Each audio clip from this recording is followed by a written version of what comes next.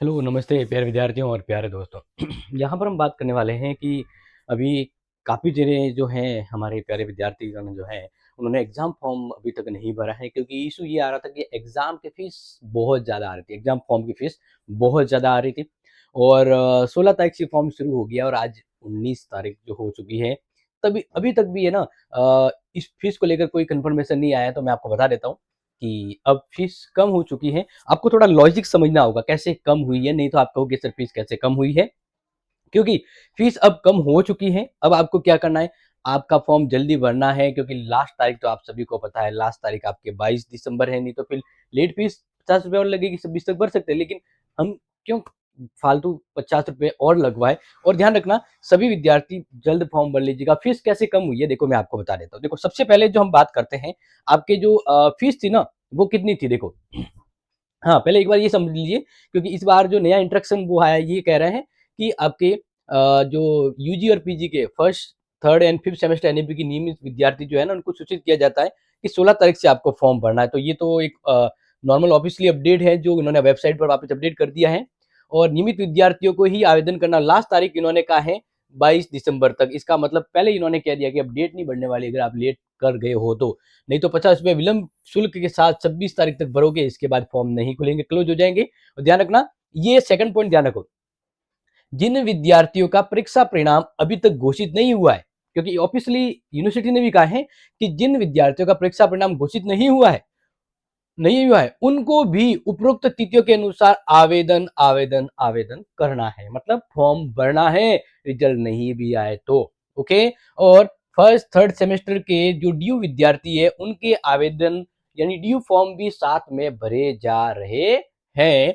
और first second third के नियमित विद्यार्थियों को स्किल कोर्स को ध्यान पूर्वक सिलेक्ट करना है। आज ही मैंने एक अपलोड किया वीडियो, आप देख लीजिएगा कि कौन सा स्किल कोर्स आपको सिलेक्ट करना है। अगर आपको वीडियो ना मिले, मैं लिंक में दे दूंगा, आप वहां से देख लीजिएगा। तो ये जानकारी आपको समझ में आ गई। अब जिसका मान लीजिए रिजल्ट आना है, फिर भी फॉर्म भरना है, तो वो कौन सा ऑप्शन था, तो मैंने आपको बता दिया था कौन सा ऑप्शन थे। अवेटेड, आप जब आप है ना वो पास डी का जो सिलेक्ट करते हैं ना, तो उस जगह पे आपको अब कौन सा सिलेक्ट करना है, जो मैंने 2-3 वीडियो में बता भी दिया है। चलो अब बात करते हैं फीस के बारे में। तो देखिए पहले, यानी ये जो मैं आपको बता रहा हूँ, ये जब एग्जाम फॉर्म शुरू हुआ उस समय की फीस का फॉर्मेट है, ठीक है ना।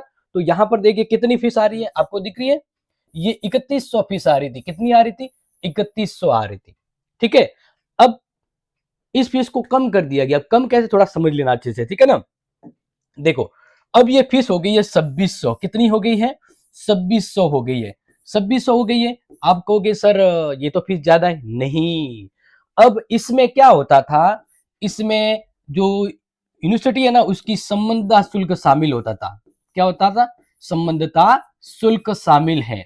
अब इस थोड़ा ध्यान रखना, इसको थोड़ा अच्छे से ध्यान रखना।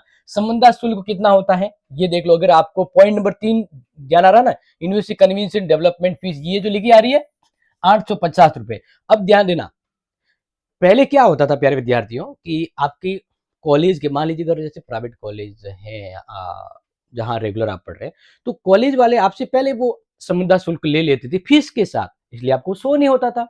लेकिन अब वो यूनिवर्सिटी ने एग्जाम फॉर्म के साथ ही ले रहा है, क्योंकि संबंधित शुल्क जो होता है वो पहले प्राइवेट कॉलेज वाले अपने स्तर पर इकट्ठा करते थे, फिर यूनिवर्सिटी को भेज देते थे। अब यूनिवर्सिटी का भी इतना लंबा प्रोसेस क्या करना है, आप संविदा शुल्क डायरेक्ट हमें भेज दीजिए। तो अब हुआ ये कि इसमें ये 2600 है ना प्यारे विद्यार्थियों, इसमें से आप अगर 850 माइनस करोगे तो कितना आ जाएगा, आपके आ जाएगा जैसे 2600 के आसपास है, मान लीजिए। हाँ, यहां पर एक दे दिया 15, 15 में से 8 गए 7, 1750 हो रहा है देखो। तो यही फीस हो रही थी, यही फीस हो रही थी ना। तो बस यही आपके एग्जाम फीस है। बस यूनिवर्सिटी वाले वो संबंधित शुल्क है ना, वो एक्स्ट्रा ले। देखिए ये प्लस माइनस का देख लो ना, मुझे लग रहा है यही है ना। 8 5 17, एक बार देख लीजिएगा, मेरे हिसाब से तो यही है, 1700 ही आ रही है, ठीक है ना। तो ये वो शुल्क है। अब पता लग गया फीस कम है। अब देखो एक चीज और ध्यान रखना कि अभी प्राइवेट कॉलेज में वो यूनिवर्सिटी को उन्होंने कहा है कि संविदा शुल्क आप हमें हमारे ऊपर छोड़ दीजिए। तो हो सकता है कि उन प्राइवेट कॉलेज के स्टूडेंट के प्राइवेट कॉलेज के स्टूडेंट के रेगुलर, हाँ रेगुलर स्टूडेंट, प्राइवेट स्टूडेंट की बात नहीं कर रहा हूँ, ठीक है ना, रेगुलर स्टूडेंट की ही बात हो रही है। तो उनके अगर ये कॉलेज अपने स्तर पर इकट्ठा करेंगे तो आपको 1750 रुपए में फॉर्म भरा जाएगा। मतलब आपको कुल मिलाकर क्या पता होना चाहिए बताएं, आपको ये पता होना चाहिए 850 रुपए तो आपको जाएंगे ही जाएंगे, या तो आपको अपने कॉलेज वालों को देना है या फिर यूनिवर्सिटी को देना है।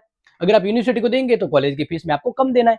आपकी कॉलेज की जो भी, अगर आप जैसे आप प्राइवेट कॉलेज के रेगुलर स्टूडेंट है तो आप जो भी फीस भर रहे हो उसमें 850 कम कर दोगे। सिंपल सी लॉजिक समझ में आ गया? अगर आ गया है तो यस कर देना, और फॉर्म भरने के लिए भी यस कर देना, यानी 2 बार यस आ जाना चाहिए ऑप्शन में, क्योंकि अब मैंने आपको क्लियर बता दिया है और रिजल्ट नहीं आया तो भी फॉर्म भरने का ऑप्शन बता दिया। समझ में आ गया? जो पहले 3100 रुपए फीस थी वो अब होगी 2600। उस 2600 में एक्स्ट्रा वो बढ़ी हुई नहीं है, वो 850 संबंधा शुल्क जुड़ा हुआ है। अगर वो घटा देते तो 1700 आ जाती है आपकी original fees.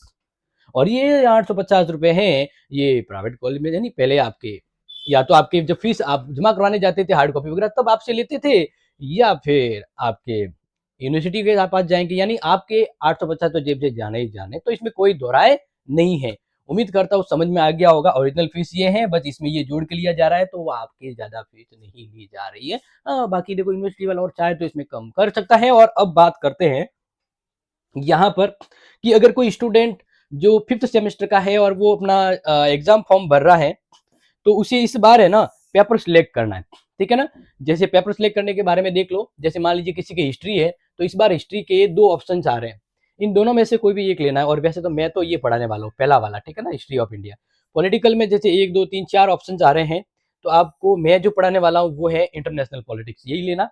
And the next time जैसे हिंदी है तो हिंदी में कबीर तुलसीदास साहित्य कविता है, तो जो मैं पढ़ाने वाला हूँ इजी आपको वही लेना है, ये वाला। और स्किल कोर्स में मैंने आपको पहले ही बता दिया, इससे पहले वीडियो में देते फिर भी बता देता हूँ, आपको लीडरशिप लीडरशिप स्किल कोर्स ही लेना है, क्योंकि आपके कॉलेज वाले तो आपको पढ़ाते हैं नहीं। आप most of student BA class से पढ़ते, तो आपको जो सही लगे, जहां बेस्ट लगे वही चीज ले लीजिएगा। बाकी तो हमने आपको सारी चीजें बता दी हैं। इसके अलावा भी अगर आपके अब परीक्षा फॉर्म के संबंध में कोई कंफ्यूजन है तो मुझे बता दीजिए। अगर इसका फॉर्म नहीं खुल रहा है तो यूनिवर्सिटी को मेल कर देना। बाकी इस वीडियो को अब सब अपने दोस्तों को शेयर कर दो ताकि वो समय पर भरे। 19 तारीख तो आ गई, अब सब स्टूडेंट भरेंगे, साइट बिजी होगी या ई मित्र भीड़ होगी तो गलती हो सकती है। तो please be sure and go now, okay, and share this. Doubt है तो comment it, okay. Thank you so much. जय हिंद, जय भारत।